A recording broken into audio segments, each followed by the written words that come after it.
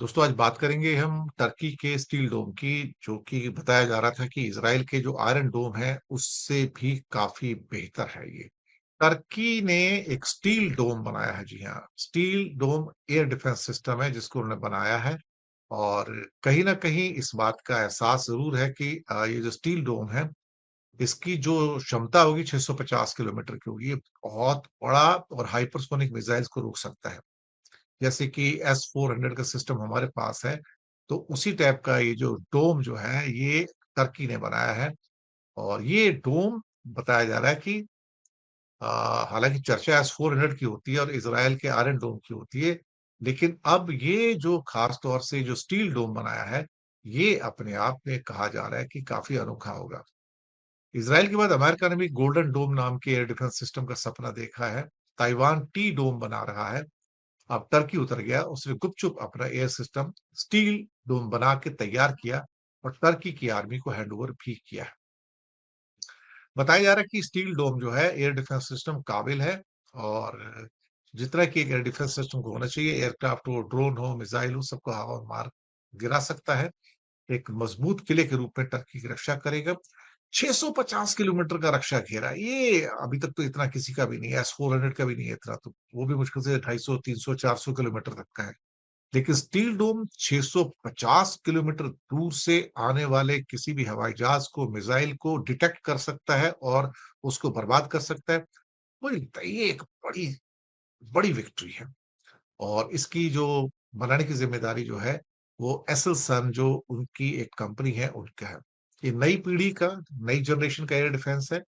और ये मॉडर्न और पुराने जो हवाई खतरे हैं या वॉरफेयर के जो सिस्टम्स है, इलेक्ट्रॉनिक वॉरफेयर है। और ये हाइपरसोनिक मिसाइल को इंटरसेप्ट कर सकता है। अभी तक तो हाइपरसोनिक को कर नहीं सकता था, उसकी स्पीड बहुत ज्यादा होती है। कमांड एंड कंट्रोल सिस्टम है। अब ये प्रोडक्शन में आ चुका है और करीब करीब 2025 में 47 जो है इस किस्म के सिस्टम आर्मी को सौंप दिए गए हैं। अब स्टील डोम कैसे काम करता है? 5G मिलिट्री कम्युनिकेशन के सिस्टम पे चलता है। रियल टाइम इंफॉर्मेशन उनके पास आती है। इसके नेटवर्क को जैमर से जैम नहीं किया जा सकता। ये बड़ी अजीब सी चीज है साहब, कि इनका नेटवर्क जो है एनक्रिप्टेड है, उसको जैम नहीं किया जा सकता। और बहुत तेजी से जो इंफॉर्मेशन है वो विजुअल फॉर्म के अंदर आपके साथ शेयर करता है। हर यूनिट पर एक ही विजुअल आता है और उससे एक साथ कई टारगेट पर हमले हो सकते हैं। टारगेट कितना बड़ा हो, इसमें S-400 की तरह कई रेंज की मिसाइल्स हैं जो टारगेट की दूरी के हिसाब से छोड़ी जाती है। बड़ी बात है साहब।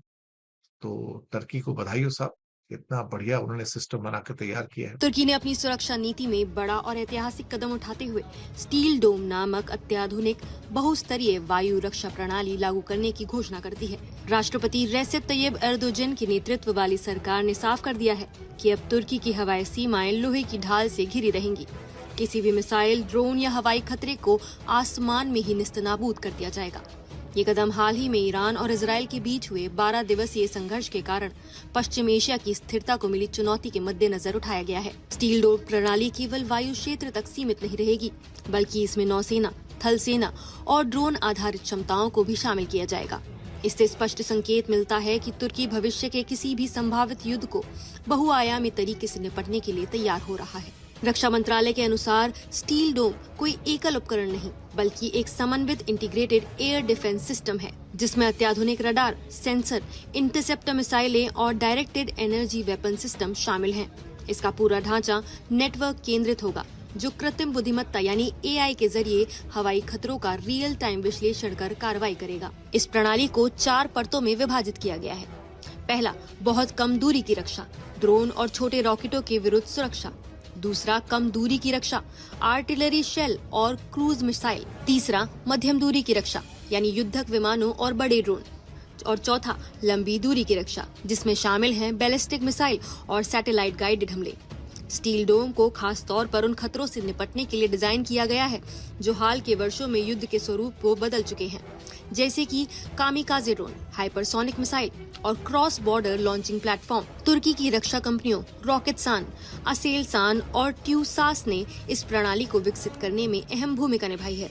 इस प्रणाली में गोकबर्ग और अल्का जैसे लेजर आधारित हथियार शामिल हैं, जो विशेष रूप से ड्रोन और हल्के विमानों को हवा में ही नष्ट करने में सक्षम हैं।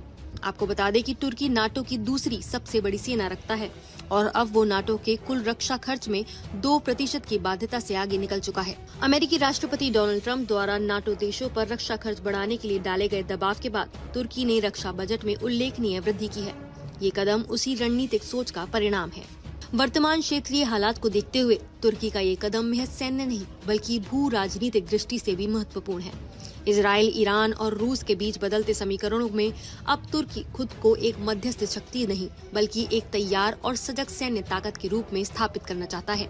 स्टील डोम केवल तकनीकी परियोजना नहीं बल्कि तुर्की की रक्षा स्वायत्तता की दिशा में एक निर्णायक प्रयास है, जिससे वो भविष्य के किसी भी क्षेत्रीय संघर्ष में कमजोर कड़ी न साबित हो।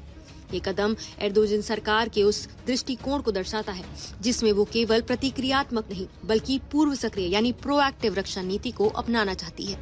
इस नीति के माध्यम से तुर्की भविष्य में अपनी भौगोलिक स्थिति का लाभ लेकर पश्चिम एशिया में एक निर्णायक भूमिका निभा सकता है। तो टर्की द्वारा जब से स्टील डोम एयर डिफेंस सिस्टम इंट्रोड्यूस कराया गया है तब से कई रिक्वेस्ट आ रही है कि हम इसके बारे में चर्चा करें, क्योंकि ये कयास लगाए जा रहे हैं कि ये सिस्टम पाकिस्तान को भी जा सकता है और पाकिस्तान इनमें इंटरेस्ट शोकेस भी कर सकता है, जिन्होंने एक नया एयर डिफेंस सिस्टम इंट्रोड्यूस कराया है। इसको ये स्टील डोम बोल रहे हैं, जैसा कि इजराइल द्वारा आयरन डोम बनाया गया है। डिफरेंस यहाँ पर यह है कि आयरन डोम एक पर्टिकुलर एयर डिफेंस सिस्टम है, वहीं पर जो स्टील डोम है इसमें मल्टीपल एयर डिफेंस सिस्टम्स लगे हुए हैं जो कि लेयर्ड है और इंटीग्रेटेड मैनर में काम करते हैं। तो ये जो स्टील डोम है ये बेसिकली टर्की का डोमेस्टिक एयर डिफेंस सिस्टम है जो कि इंटीग्रेटेड आर्किटेक्चर पर है और इसमें डिफरेंट टाइप के एयर डिफेंस सिस्टम है जो कि स्मॉल रेंज से मीडियम रेंज तक जाते हैं। लॉन्ग रेंज की बात करें तो जो लॉन्ग रेंज की मिसाइल्स हैं ये फिलहाल अंडर डेवलपमेंट में है। तो यहाँ पर कंपोनेंट्स जो हैं इस एयर डिफेंस सिस्टम के, उसमें पहला आता है ATR 100 या फिर शाहीन 130 जो कि EM बेस्ड माइक्रो और mini unmanned aerial vehicle interception system है। तो बेसिकली ये 700 मीटर की रेंज में छोटे ड्रोन्स को इंगेज कर सकता है और उनके सिग्नल को डिसरप्ट करते हुए न्यूट्रलाइज कर सकता है। उसके बाद आता है गॉगबग जो कि एक मोबाइल लेजर वेपन सिस्टम है। ये भी स्मॉल UAVs के लिए है और 5 किलोवाट के अप्रॉक्स की यहाँ पर पीक पावर बताई जाती है। तो इसको आप इंडिया के D4 एंटी ड्रोन सिस्टम से कंपेयर कर सकते हैं। वहीं पर इंडिया द्वारा 30 किलोवाट के लेजर एयर डिफेंस सिस्टम्स को भी बना लिया गया है, जिनसे हम थोड़े बड़े साइज की UAVs भी शूट डाउन कर सकते हैं। उसके बाद आता है गर्ज 150 जिसको आप रशियन पैंसर एयर डिफेंस सिस्टम से कंपेयर कर सकते हैं। ये स्मॉल रेंज के लिए आपको एयर डिफेंस कैपेबिलिटी प्रोवाइड कराता है। यहाँ पर एक 35 मिलीमीटर की एयरबस्ट कैनन भी दी गई है, साथ में 4 शॉर्ट रेंज की सरफेस टू एयर मिसाइल भी फायर कर सकता है और AES से रडार दिए गए हैं टारगेट आइडेंटिफिकेशन के लिए और फ्रेंड और फो आइडेंटिफिकेशन के लिए भी। फिर आता है इनका कॉर्कोट SSA जो कि एक मोबाइल सिंगल बैरल या फिर डबल बैरल 35 मिलीमीटर की self propelled anti aircraft gun है। अगेन ये एक क्लोज इन वेपन सिस्टम है। इसके बाद आती है आपकी शॉर्ट रेंज मिसाइल जो कि हिसार A है और हिसार O है, जो कि 15 से 25 किलोमीटर तक टारगेट को इंटरसेप्ट कर सकती हैं। तो यहाँ तक जो इनका सिस्टम है ये इंडिया के integrated air defence weapon system से कंपेयर किया जा सकता है, जिसका टेस्ट हाल ही में किया गया था। लेकिन कंपैरेटिवली वो थोड़ा सा बेटर यहाँ पर आपको मिलेगा, क्योंकि वहाँ पर जो DEW यानी कि डायरेक्ट एनर्जी वेपन इस्तेमाल किया जाता है वो ज़्यादा बेहतर है। टर्की के केस में ये 5 किलोवाट का लेजर सिस्टम है, वहीं पर हमारे केस में 30 किलोवाट का सिस्टम है, तो बड़े UAVs को भी टारगेट कर सकता है। साथ में हमारी V-108 है यहाँ पर 6 किलोमीटर की रेंज में एंगेज करने के लिए और QRSAM है 30 किलोमीटर की रेंज में टारगेट को एंगेज करने के लिए। जो चीज हमारे में मिसिंग है ये एक एंटी एयर गन है। अदरवाइज अगर आप एंटी एयर गन को भी ऐड कर लेंगे तो दोनों ही इंटीग्रेटेड सिस्टम आपको यहाँ तक काफी सिमिलर लगेंगे। इवन जो QRSAM है हमारी वो ज्यादा बेटर परफॉर्मेंस देती है टर्किश हिसार A+ और Hisar O+ air defence system से, जहां पर मैक्सिमम रेंज 25 किलोमीटर के आसपास की बताई जाती है। लेकिन स्टील डोम खाली इतना नहीं है। स्टील डोम में अगर आप हिसार के ऊपर जाते हैं तो आपको साइपर मिसाइल मिलती है। ये इनकी मीडियम रेंज की मिसाइल है जो कि 100 किलोमीटर की रेंज में टारगेट को इंगेज कर सकती है। बाकी फ्यूचर में यहाँ पर साइपर 2 और साइपर 3 मिसाइल भी ऐड होंगी, लेकिन फिलहाल साइपर 1 ही इनके पास सर्विस में है।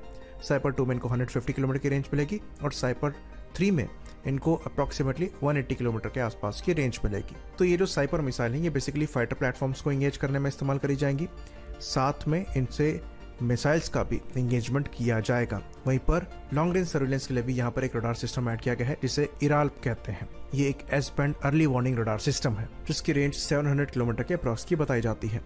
हमारे पास भी इस कैटेगरी के रडार एक्टिव है जो कि बैलिस्टिक मिसाइल्स को ट्रैक करने के लिए बनाए गए हैं।